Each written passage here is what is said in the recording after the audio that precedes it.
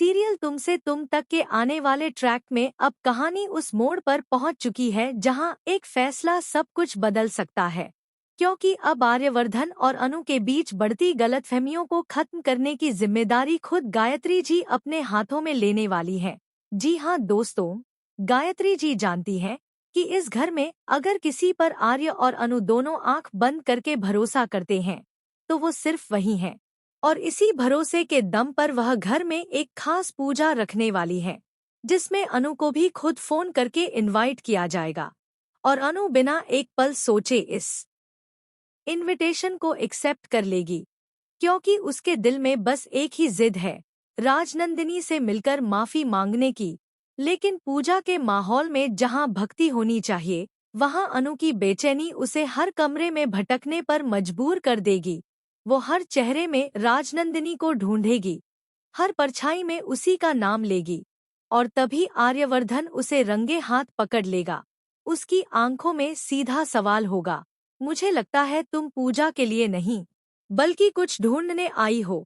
और इसी पल अनु टूटे दिल से कबूल कर लेगी कि वह राजनंदिनी जी से मिलकर उनसे माफी मांगना चाहती है। लेकिन तभी आर्यवर्धन वो सच बोल देगा जो सालों से उसके सीने में दफन था, कि राजनंदिनी से अब कोई नहीं मिल सकता, क्योंकि वो इस दुनिया में है ही नहीं।